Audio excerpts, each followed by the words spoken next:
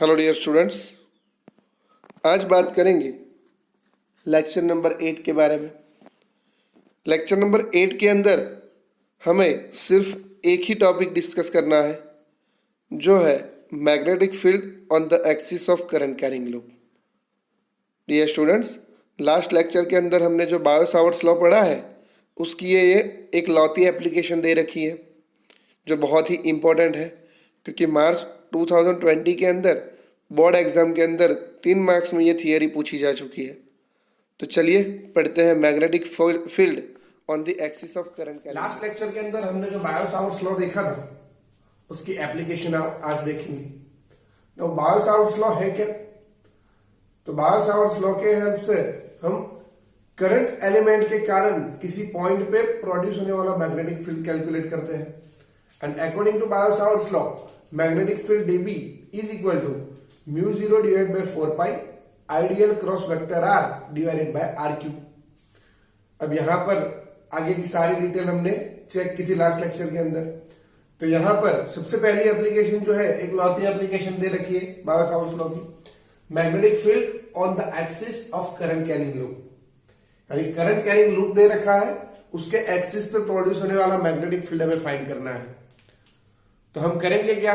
With the help of bio Savart's law, सबसे पहले ये जो लूप है इसको छोटे एलिमेंट, करंट एलिमेंट में डिवाइड करेंगे, और वो पर्टिकुलर एक करंट एलिमेंट के कारण किसी पॉइंट पे प्रोड्यूस होने वाला मैग्नेटिक फील्ड कैलकुलेट करेंगे।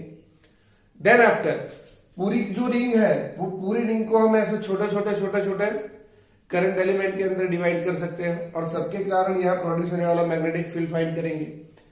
देन सबको ऐड करेंगे, और यहां पर देखेंगे जितने भी करंट एलिमेंट है उनका डिस्ट्रीब्यूशन कंटिन्यूअस होगा। यानी एक के बाद एक करंट एलिमेंट जो है वो डिस्ट्रीब्यूट हुए होंगे। तो उसके कारण कोई पर्टिकुलर पॉइंट पे मिलने वाला जो मैग्नेटिक फील्ड है, वो एक करंट एलिमेंट के कारण जो मैग्नेटिक फील्ड मिलता है, उसको अगर पूरी सर्कुलर रिंग पे ऐड करें यानी इंटीग्रेशन करें, तो हमें मिल जाएगा ये करंट कैरिंग लूप के कारण एक्सिस पे कोई पॉइंट पे मैग्नेटिक फील्ड। फिर उसकी हेल्प से हम ये करंट कैरिंग लूप के सेंटर पे प्रोड्यूस होने वाला मैग्नेटिक फील्ड फाइंड करेंगे। तो चलिए देखते हैं magnetic field on the axis of current carrying loop. यहां पर फिगर में जैसे दे रखा है, तो लूप जो है, लूप को इस तरीके से सेट किया गया है कि लूप का जो सेंटर है वो कार्टेशियन कोऑर्डिनेट सिस्टम जो है उसके ओरिजिन पे हो, जो यहां O से डिनोट किया गया है। यानी लूप का सेंटर कार्टेशियन कोऑर्डिनेट सिस्टम पे है। उसके बाद एक्स एक्सिस जो है उसकी डायरेक्शन में लूप की एक्सिस को रखा गया है। यानी लूप के सेंटर में से पास होने वाले जो एक्सिस, उसको बोलते हैं लूप की एक्सिस, वो है एक्स एक्सिस। वाई लूप जो है वो वाई एंड जेड एक्सिस यानी वाईजेड प्लेन के अंदर है। लूप जो है वो वाईजेड प्लेन के अंदर है, और फिगर में जैसे शो किया गया है वैसे आई जितना करंट यहां से पास हो रहा है ये डायरेक्शन में।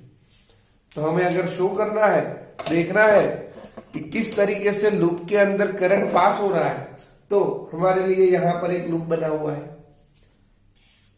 यह है सर्कुलर लूप। अब ये सर्कुलर लूप की बात करें तो उसमें X axis, Y axis and Z axis अगर दिखाने हैं, तो यहां पर ये हो गया लूप का सेंटर, ये हो गई एक्स एक्सिस, सेंटर में से पास होने वाली। देन आफ्टर ये जो है अपवर्ड डायरेक्शन में हो गई वाई एक्सिस, एंड ये एक्सिस जो है वो है जेड एक्सिस। इस तरीके से देख सकते हैं अपन, X axis, Y axis, Z axis. यानी जो रिंग है, रिंग की एक्सिस है एक्स एक्सिस, एंड रिंग जो खुद है वो वाई एंड जेड से जो प्लेन फॉर्म हो रहा है, ये वाला प्लेन जो बन रहा है, ये प्लेन के अंदर है। कुछ इस तरीके से शो कर सकते हैं हम, कार्डबोर्ड का यूज कर सकते हैं या फिर पेड़ का यूज करके देख सकते हैं। यहां पर ये जो है ये हो गया हमारे लिए वाईजेड प्लेन जो दिखेगा आपको, यानी जो रिंग जो है वो वाईजेड प्लेन के अंदर है और उसके परपेंडिकुलर एक्स एक्सिस की डायरेक्शन जो है वो रिंग की एक्सिस है। चलिए आगे बात करते हैं। अब ये एक्सिस के कारण ये करंट कैरिंग रिंग के कारण एक्स एक्सिस पे ओरिजिन से एक्स डिस्टेंस पे यहां से स्मॉल एक्स डिस्टेंस पे कोई पर्टिकुलर पॉइंट पी दिया हुआ है जहां पर हमें मैग्नेटिक फील्ड फाइंड करना है। यानी ये करंट कैरिंग लूप के कारण पी पॉइंट पे एक्सिस पे जो पी पॉइंट दिया हुआ है वहां पर कितना मैग्नेटिक फील्ड प्रोड्यूस होगा वो हमें फाइंड करना है। तो वो फाइंड करने के लिए क्या करेंगे, सबसे पहला काम करेंगे, ये जो करंट कैरिंग लूप है उसको एक छोटे करंट एलिमेंट में डिवाइड करें। इनफाइनाइटेसिमल स्मॉल करंट एलिमेंट यहां पर लेते हैं जिसको रेड से दिखा रहा हूं मैं।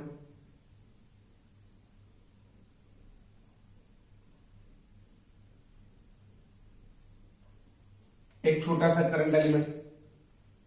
अब ये करंट एलिमेंट जो है, जैसे प्रीवियस लेक्चर के अंदर हमने देखा कि करंट एलिमेंट की जो डायरेक्शन है वो करंट एलिमेंट की डायरेक्शन टेंजेंशियल डायरेक्शन में होती है। तो यहां पर अगर मैं ये करंट एलिमेंट की डायरेक्शन शो करना चाहूं तो क्या हो सकता है, इसको अगर मैं टेंजेंट ड्रॉ करता हूं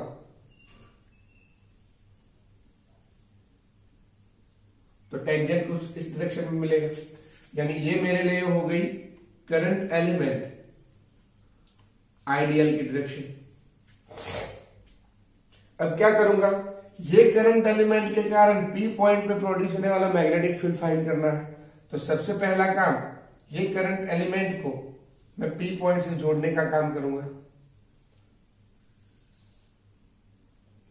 सपोज करो ये करंट एलिमेंट और पी के बीच का जो डिस्टेंस है वो है वेक्टर आर, एंड यहां पर दे रखा है जो रिंग हमने यूज ली है उसकी रेडियस है कैपिटल आर। यानी करंट एलिमेंट जो है उसकी डायरेक्शन आइडियल ये रही और उससे जो पी पॉइंट का डिस्टेंस है वो वेक्टर आर जो यहां पर शो किया गया है। नाउ सबसे पहले बात करें अकॉर्डिंग टू बायो-सावर्ट्स लॉ, ये करंट एलिमेंट के कारण पी पॉइंट पे प्रोड्यूस होने वाला जो मैग्नेटिक फील्ड है उसको कुछ इस तरीके से शो कर सकते हैं। Magnetic field due to current element due to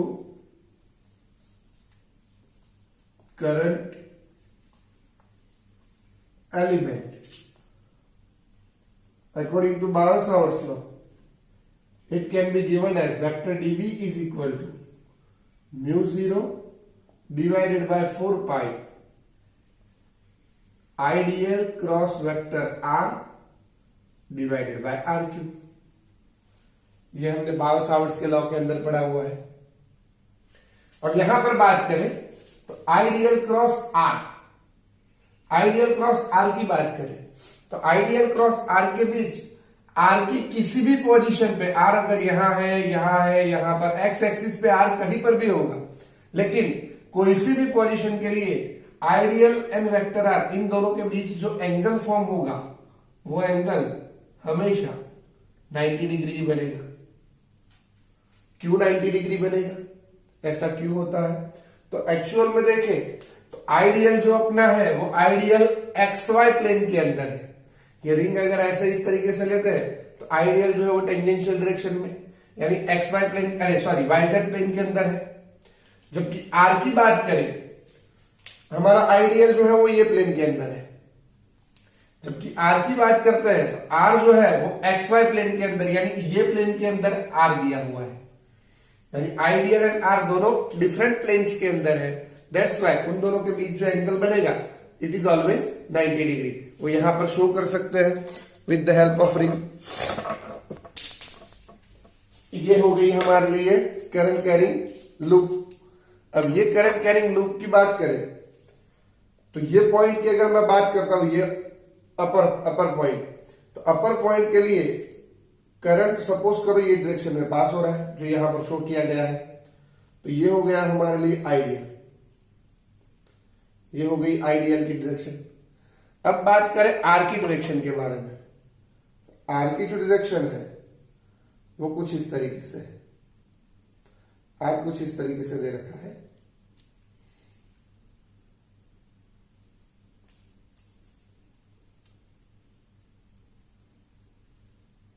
यहां देख सकते हो आप, अगर आर को मैं कुछ ऐसे ऐसे ऐसे ऐसे ऐसे कैसे भी घुमाऊं ऊपर नीचे, होगा क्या, आइडियल एंड आर के बीच का जो एंगल फॉर्म हो रहा है वो एंगल चेंज नहीं होगा। आइडियल एंड आर के बीच का जो एंगल है वो एंगल 90 डिग्री ही रहेगा, जो यहां पर देख सकते हैं अपन।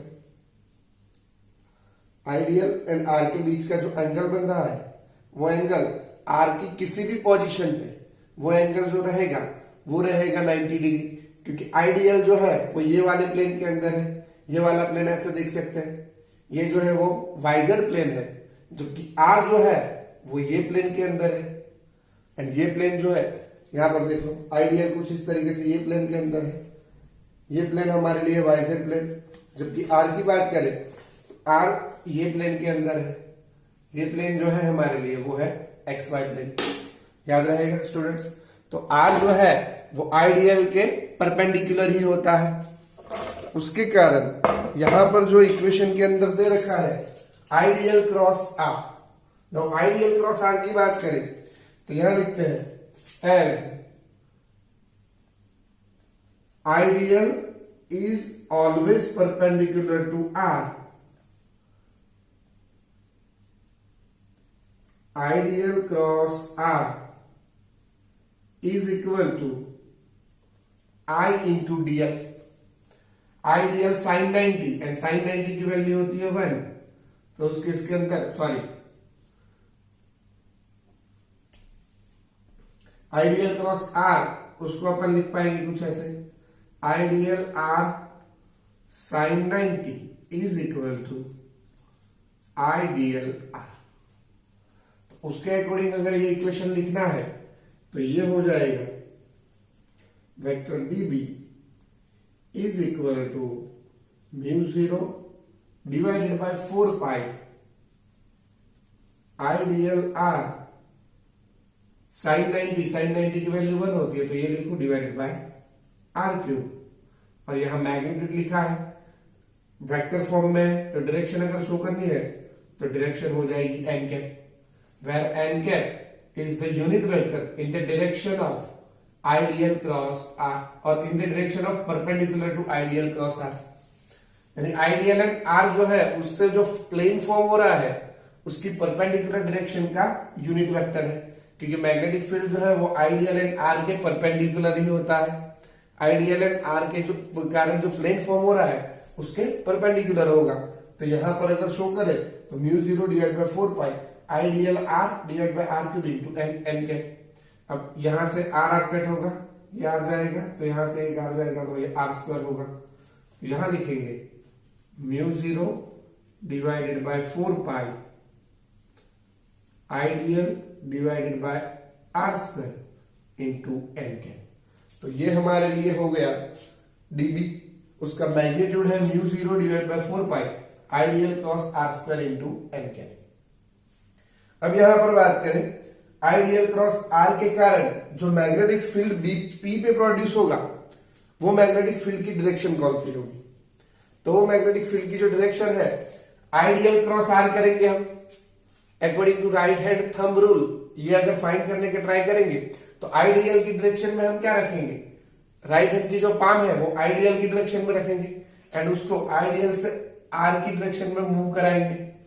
तो आइडियल क्रॉस आर की डायरेक्शन में अगर मूव कराएंगे तो प्लेन के परपेंडिकुलर जो थंब है वो थंब हमें मैग्नेटिक फील्ड की डायरेक्शन शो करेगा। कैसे शो करेगा, तो यहां देखो ये यूज में ले सकते हैं, ये हमारे लिए हो गया प्लेन। अब ये जो है वो हो गया आइडियल एंड ये वाला जो पार्ट है ये हो गया आइडियल एंड ये जो है वो है आर, जो इस तरीके से रखा हुआ है प्लेन इस तरीके से। अब पहले देखते हैं सिंपल कंडीशन में, ये हुआ आइडियल, ये है आर। तो आइडियल की डायरेक्शन में मैं रखता हूं पाम को, ये पाम जो है पाम को मैं रखूंगा आइडियल की डायरेक्शन में और उसको आइडियल टू आर रोटेट करवाऊंगा। तो आइडियल क्रॉस आर अगर रोटेट करवाता हूं तो प्लेन के परपेंडिकुलर अपवर्ड डायरेक्शन में थंब शो कर रहा है, यानी थंब शो कर रहा है कि जो मैग्नेटिक फील्ड है वो प्लेन के परपेंडिकुलर अपवर्ड डायरेक्शन में होगा। अगर प्लेन इस तरीके से होता हॉरिजॉन्टली तो मैग्नेटिक फील्ड जो है वो मैग्नेटिक फील्ड कुछ इस तरीके से अपवर्ड होता, बट यहां पर क्या है, जो प्लेन हमारा है वो प्लेन कुछ इस तरीके से टिल्ट हुआ है। यहां देख सकते हो आप, प्लेन जो है वो थोड़ा बहुत टिल्टेड है ऐसे, तो उसके कारण जो मैग्नेटिक फील्ड है वो भी टिल्ट करेगा और मैग्नेटिक फील्ड कुछ इस डायरेक्शन में आएगा। तो उसके अकॉर्डिंगली अगर मैग्नेटिक फील्ड हमें शो करना है तो पी पॉइंट पे जो मैग्नेटिक फील्ड है वो कुछ इस तरीके से पॉसिबल है। ये है vector dB. Dear students, suppose करो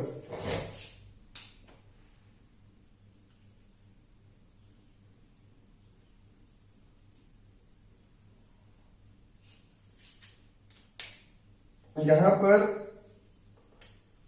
करंट कैरिंग एलिमेंट जो है उसके और आर के बीच जो एंगल बनता है वो हमेशा 90 डिग्री होता है, और small r and radius capital R के बीच का जो एंगल है, सपोज कर लो ये एंगल थीटा है, ये एंगल थीटा है। अगर ये एंगल थीटा है तो यहां देख सकते हो आप, पी पॉइंट में से अगर मैं परपेंडिकुलर ड्रॉ करता हूं तो ये हो गया परपेंडिकुलर, एक्स एक्सिस का परपेंडिकुलर। अगर ये एंगल थीटा है तो ये जेड बन रहा है यहां से लेके यहां। समझने के लिए सिर्फ ये अगर थीटा है तो ये एंगल भी हो जाएगा थीटा। अच्छा, अब यहां पर अगर बात करें तो ये एंगल पूरा जो है ये पूरा है 90, ये 90, ये थीटा है तो ये होगा 90 माइनस थीटा। सिमिलरली यहां पर ये एंगल जो है, ये एंगल बन रहा है, वो बन रहा है 90। अच्छा, अब एक और चीज की बात करते हैं। ये डीबी जो है वो अभी हमने देखा कि डीबी जो है वो प्लेन के परपेंडिकुलर ही होता है, यानी ये जो प्लेन पास हो रहा है ये प्लेन के परपेंडिकुलर ही डीबी होगा। तो डीबी अगर प्लेन के परपेंडिकुलर है तो ये जो एंगल फॉर्म होगा ये एंगल भी 90 डिग्री होगा। ये पूरा 90 डिग्री है, ये थीटा है, ठीक है। तो उसके कारण अगर ये 90 माइनस थीटा बनता है तो ये वाला एंगल भी 90 माइनस थीटा बनेगा, और ये अगर 90 माइनस थीटा बनता है तो ये एंगल जो है वो एंगल बन जाएगा थीटा, यानी ये वाला एंगल भी हमारे लिए हो जाएगा थीटा। हम इन शॉर्ट याद रखेंगे, अगर ये एंगल थीटा है तो ये भी थीटा ही होगा, ठीक है। ट्रिग्नोमेट्री है ये, सिंपल सी। अच्छा, अब यहां पर देखो, ये थीटा की बात करो, ये अगर थीटा है तो ये भी थीटा बनेगा। ये अगर थीटा बनता है तो डीबी जो है, डीबी के दो कंपोनेंट पॉसिबल है। एक कंपोनेंट बनेगा एक्स एक्सिस की डायरेक्शन में, डीबी एक्स बोलेंगे उसको, और दूसरा बोलेगा एक्स एक्सिस के परपेंडिकुलर, जिसको बोलेंगे डीबी परपेंडिकुलर। तो यहां पर एक कंपोनेंट हम दिखाते हैं एक्स एक्सिस की डायरेक्शन में, जिसको बोलते हैं डीबी एक्स,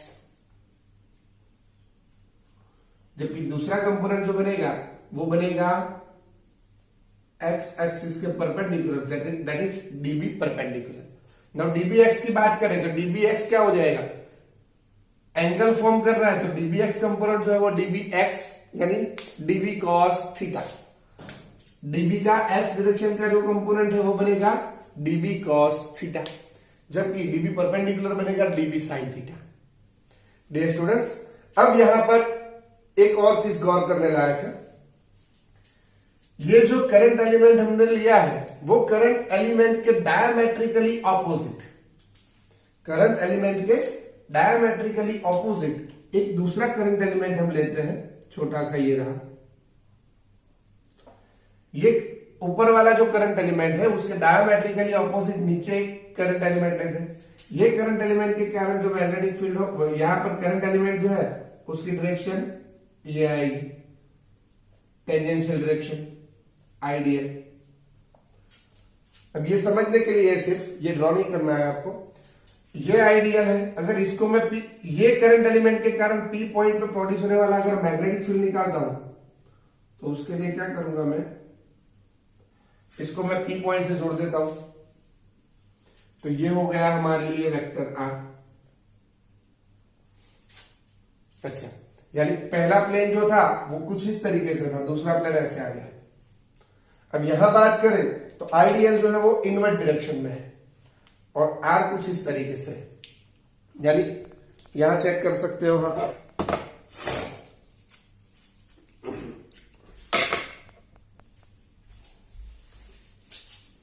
ये रिंग की अगर बात करते हैं तो ये पॉइंट, ये करंट एलिमेंट के लिए आइडियल कुछ इस तरीके से था क्योंकि करंट इस तरीके से पास हो रहा था। अब इसके डायमेट्रिकली ऑपोजिट पॉइंट यानी ये रहा, तो ये पॉइंट पे जैसे बात करेंगे तो करंट मूव होते होते होते होते ऐसे आएगा। तो ये पॉइंट के लिए अगर मैं आइडियल शो करना चाहूं तो आइडियल जो है वो कुछ इस तरीके से होगा, यानी डायमेट्रिकली ऑपोजिट पॉइंट्स जो है उनके लिए करंट एलिमेंट की जो डायरेक्शन है वो इक्वली ऑपोजिट होगी, एक दूसरे के ऑपोजिट डायरेक्शन में, यानी आइडियल कुछ इस तरीके से आएगा। तो आइडियल एंड आर के बीच अगर एंगल फॉर्म करना है तो यहां पर देखा जैसे आइडियल जो है वो अंदर की डायरेक्शन में है और आर ये रहा, तो ये प्लेन अगर मैं फॉर्म करता हूं तो ये मेरे लिए हो गया आइडियल और ये हो गया आर, ये डायरेक्शन में क्या है, आइडियल ऐसे है, आर ऐसे है, तो ये प्लेन ऐसे रख सकता हूं। तो यहां पर आइडियल क्रॉस आर अगर करता हूं तो यहां देखो ये है आइडियल की डायरेक्शन में, मैंने पाम को रखा है, आइडियल क्रॉस आर में घुमाता हूं तो थंब जो है मुझे नीचे की डायरेक्शन शो कर रहा है, यानी ये प्लेन के परपेंडिकुलर नीचे की डायरेक्शन में बी होगा। लेकिन प्लेन टिल्ट है, कितना टिल्टेड है, अगर ये थीटा एंगल है तो ये नीचे वाला एंगल भी थीटा बनेगा अकॉर्डिंग टू सिमेट्री, तो ये भी थीटा एंगल टिल्टेड होगा। तो जो डीबी है वो डीबी प्लेन के नीचे एक्स एक्सिस के साथ फिर से थीटा एंगल फॉर्म करेगा, यानी यहां पर जो डीबी प्रोड्यूस होगा वो डीबी कुछ इस तरीके से आएगा। अगर ये थीटा एंगल बना रहा है तो ये भी कितना बनाएगा, थीटा डीबी, जो ब्लैक से शो किया है मैंने। फिर से डीबी के दो कंपोनेंट पॉसिबल है। अब यहां देख सकते हो आप कि ये जो डीबी है फोर्थ क्वाड्रेंट में है, तो उसके दो component positive X axis and negative Y axis में आएंगे। पॉजिटिव एक्स एक्सिस का जो कंपोनेंट आएगा वो हो जाएगा एंगल फॉर्म कर रहा है, यानी वो भी हो जाएगा डीबीएक्स, जबकि नेगेटिव वाई डायरेक्शन में जो कंपोनेंट आएगा वो हो जाएगा डीबी परपेंडिकुलर। तो यहां फिगर में जैसे शो किया गया है कि एक करंट एलिमेंट के एग्जैक्टली ऑपोजिट, डायमेट्रिकली ऑपोजिट दूसरा करंट एलिमेंट ऐसे मिलता है कि जिन दोनों के कारण प्रोड्यूस होने वाले जो परपेंडिकुलर कंपोनेंट है वो equal and magnitude and opposite in direction होते हैं, यानी परपेंडिकुलर जो है वो एक दूसरे को कैंसिल आउट करेंगे, सिर्फ डीबी एक्स कंपोनेंट यानी एक्स डायरेक्शन के जो कंपोनेंट है वो ही ऐड होते जाएंगे। तो यहां बात करें तो पूरी रिंग के कारण अगर हमें मैग्नेटिक फील्ड मैग्नेटिक फील्ड अगर फाइंड करना है तो सभी जगह पर एक करंट एलिमेंट लेंगे तो उसके डायमेट्रिकली ऑपोजिट दूसरा करंट एलिमेंट ऐसे मिलेगा कि सबका डी परपेंडिकुलर कैंसिल हो, डीबी परपेंडिकुलर कैंसिल हो, सिर्फ डीबी एक्स कंपोनेंट है वही ऐड होता जाएगा। अब यहां देखेंगे तो डीबी एक्स क्या है, तो अपन करेंगे क्या, ये डीबी एक्स कंपोनेंट जो है वो डीबी एक्स कंपोनेंट का तो होल लूप पे इंटीग्रेशन करेंगे, तो वो इंटीग्रेशन करने के कारण हमें पी पे मिलने वाला कुल मैग्नेटिक फील्ड मिल जाएगा। देखते हैं डीबी एक्स क्या है, तो डीबी एक्स यहां लिखते हैं dB perpendicular cancelled out y dB x axle,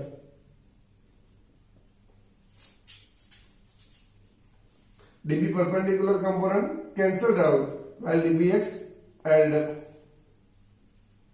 अच्छा, यहां देखते हैं कि dbx क्या है, तो dbx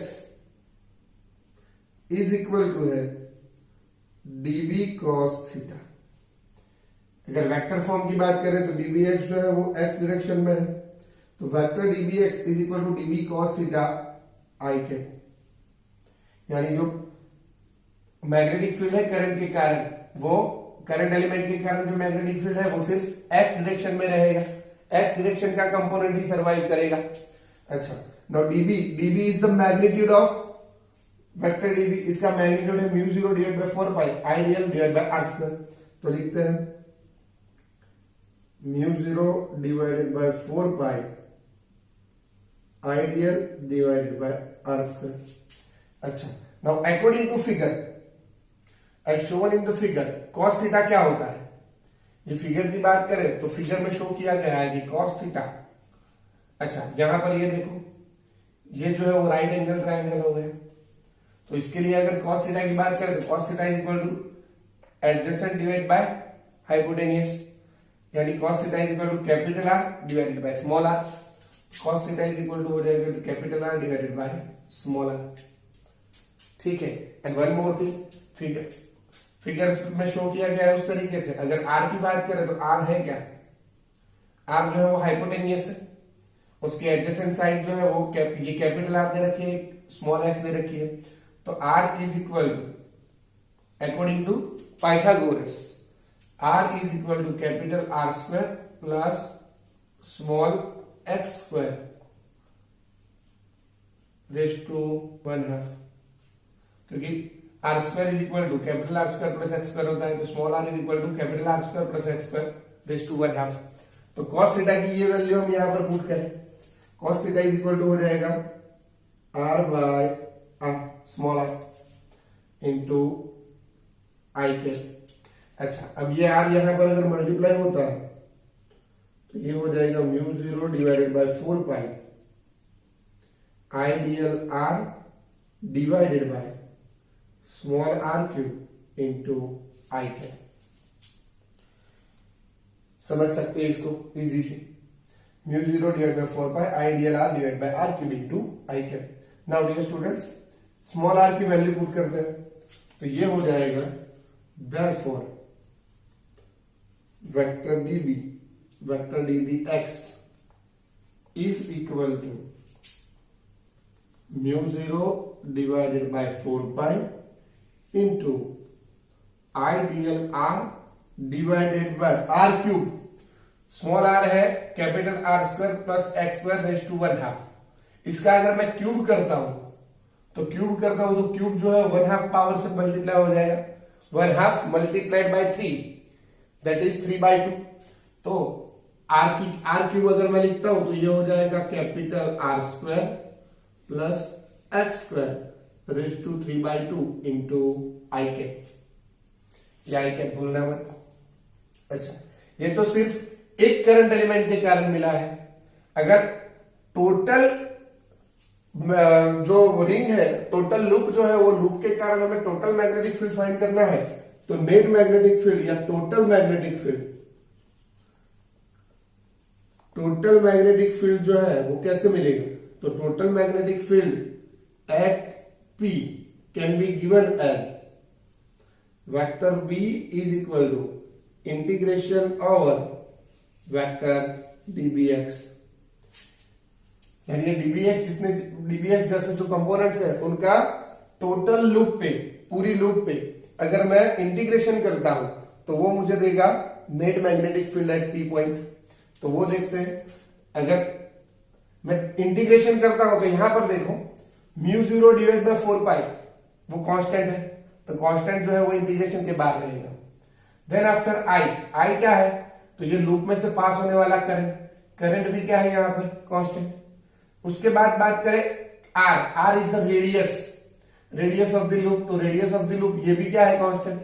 ये अगर कांस्टेंट है, उसके साथ साथ x is the distance between concert point and origin, यानी ओरिजिन एंड पॉइंट पी के बीच का जो डिस्टेंस ये भी फिक्स रहेगा, यानी ये सारी चीजें कांस्टेंट है। सिर्फ डीएल की बात करें तो जो हमारा करंट एलिमेंट है उसकी लेंथ है। अब करंट एलिमेंट की लेंथ जो है वो वेरी करेगी, तो हम करेंगे क्या? जो कांस्टेंट है उसको बाहर ले लेते हैं सारी चीजों को, तो mu 0 divided by 4 pi into I R divided by R square plus x square raise to 3/2 integration dl। Now यहां पर सर्कल करता है क्लोज इंटीग्रेशन ओवर डीएल। ये सर्कल क्या करता है, ये इट शोज क्लोज इंटीग्रेशन, यानी जो पूरी लूप है, लूप की टोटल लूप पे, लूप की टोटल लेंथ पे मुझे क्या करना है, इंटीग्रेशन करना है। अब यहां पर बात करें तो लूप की जो टोटल लेंथ पे अगर ये छोटे छोटे डीएल जितने छोटे छोटे जो करंट एलिमेंट होंगे सबको अगर मैं लूप पे अगर जोड़ता हूं तो ये मुझे देंगे लूप की पूरी लेंथ। ना लूप की पूरी लेंथ जो है वो एक्चुअल में होती क्या है, तो आर रेडियस की लूप है तो उसका जो सरकमफेरेंस बनेगा वो सरकमफेरेंस मुझे देगा integration, close integration over DL. यानी डीएल जो है it is nothing but the total length of the current carrying loop, और वो हो जाएगी 2 पाई आर। अगर वो 2 पाई आर होती है तो यहां लिखता हूं एज क्लोज इंटीग्रेशन डीएल। अच्छा, यहां पर वेक्टर दिखाएंगे जो है वो आई कैप की डायरेक्शन में है।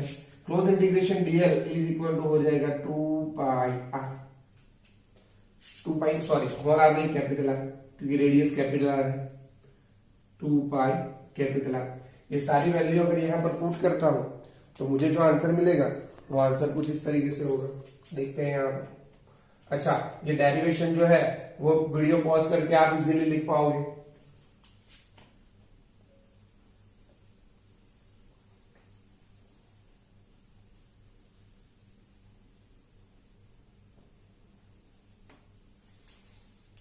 टू पाई आर की वैल्यू अगर पुट करता हूं तो ये हो जाएगा therefore magnetic field B is equal to mu 0 divided by 4 pi I R divided by R square plus x square raise to 3/2 into close integration over DL that is 2 pi R into I K. अब यहां पर बात करते हैं, 2 पाई से 4 pi cancel होगा तो ये बचेगा 2। तो यहां पर जो आंसर आएगा वो आंसर कुछ इस तरीके से आएगा, mu 0 I R multiplied with R that is R square, mu 0 I R square divided by 2 R square plus x square raise to 3/2 into I के।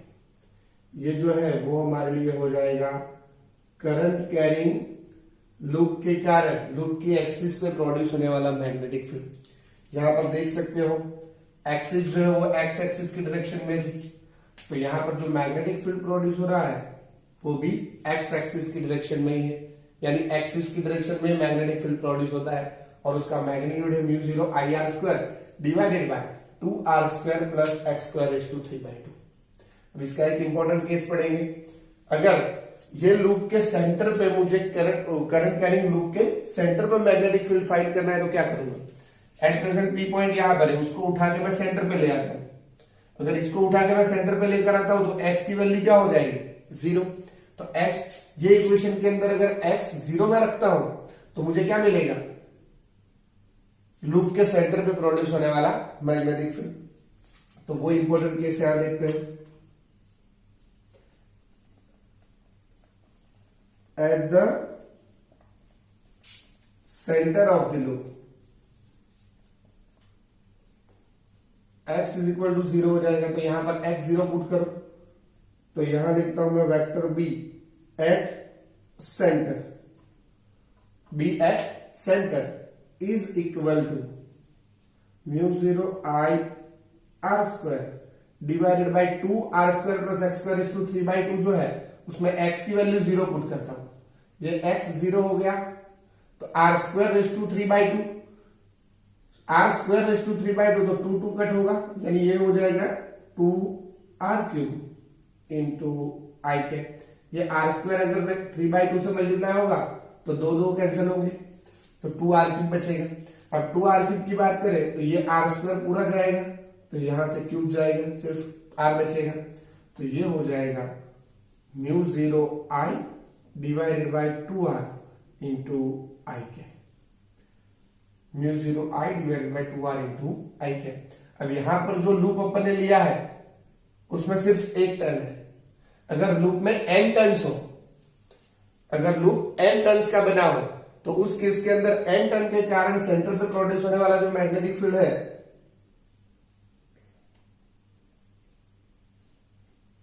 Due to n turns B at the centre is given as, ये याद रखेंगे अपन। Book में इसको introduce नहीं किया है, लेकिन बुक्स के अंदर जितने भी एग्जांपल्स है उसके अंदर इसका यूज है, तो वो ये इक्वेशन याद रखेंगे अपन। Due to n turns B at centre, B centre is equal to, एक टर्न के कारण mu zero I divide by 2r है, तो n टर्न के कारण mu zero ni divided by 2r into I cap. ये I cap compulsory I cap आएगा ऐसा नहीं है, डिपेंड करेगा आपकी रिंग कैसे रखी गई है और उसकी एक्सिस जो है वो कौन सी डायरेक्शन में है। तो एक्सिस की डायरेक्शन में मैग्नेटिक फील्ड प्रोड्यूस होगा। इसको अपन इजीली याद कर सकते हैं, mu n I by 2r, mu zero ni divide by 2r, that is mu n I by 2r। तो ये हो गया हमारे लिए करंट कैरिंग रिंग के कारण प्रोड्यूस होने वाला मैग्नेटिक फील्ड। अच्छा, अब ये करंट नॉर्मली हमें ये पता है कि ये एक्सिस की डायरेक्शन में ही होता है, यानी जो रिंग है उसके परपेंडिकुलर ही होता है। लेकिन इसकी अगर डायरेक्शन निकालनी है तो राइट हैंड थंब लॉ हम डिफरेंट मैनर में यूज में लेकर इसकी डायरेक्शन शो कर सकते हैं। कैसे? तो यहां पर एक रिंग शो की गई है, ये रिंग में से सपोज करो ये डायरेक्शन के अंदर करंट पास हो रहा है, रिंग में से ये डायरेक्शन में से करंट अगर पास हो रहा है तो ये करंट के कारण प्रोड्यूस होने वाला जो मैग्नेटिक फील्ड है वो मुझे शो करना है। ये रही हमारे लिए रिंग, करंट इस तरीके से पास हो रहा है। तो हम क्या करेंगे, यहां पर राइट हैंड थंब रूल जो है वो अलग तरीके से यूज में लेना है। हम करेंगे क्या, जो करंट जिस डायरेक्शन में फ्लो कर रहा है उस डायरेक्शन में राइट हैंड जो है उसकी पाम को रोटेट करवाएंगे। तो थंब जो है वो थंब हमें दिखाएगा मैग्नेटिक फील्ड की डायरेक्शन, यानी ये डायरेक्शन में अगर करंट पास हो रहा है तो मैं राइट हैंड जो है उसकी पाम को करंट की डायरेक्शन में मूव करता हूं, तो थंब जो है वो अपर डायरेक्शन शो कर रहा है। यानी यहां पर जो है वो मैग्नेटिक फील्ड जो है नीचे से ऊपर जाएगा, अपर डायरेक्शन, दैट मीन्स नीचे से ऊपर जाती हुई डायरेक्शन में आएगा। यानी यहां पर जो मैग्नेटिक फील्ड प्रोड्यूस होगा वो मैग्नेटिक फील्ड कुछ इस तरीके से होगा, नीचे से ऊपर जाती हुई डायरेक्शन में। तो इसको आप ऐसे शो कर सकते हो।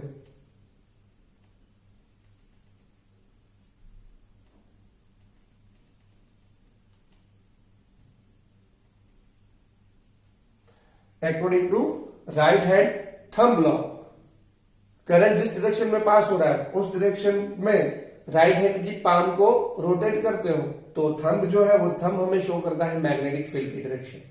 तो ये था हमारा magnetic field on the axis of current carrying loop. बहुत ज्यादा इंपॉर्टेंट थियरी है ये, क्योंकि मार्च 2020 उसके अंदर बोर्ड एग्जाम के अंदर ये थियरी पूछी जा चुकी है। अच्छा, अब आपको पूरी थियरी दो पार्ट में पूछा जा सकता है। इसको आपको पूछे पहले कि करंट कैरिंग लूप के कारण उसके एक्सिस पे प्रोड्यूस होने वाला मैग्नेटिक फील्ड फाइंड करो। अगर इतना ही दिया गया है तो हमें सिर्फ यहां तक थियरी लिखनी होती है।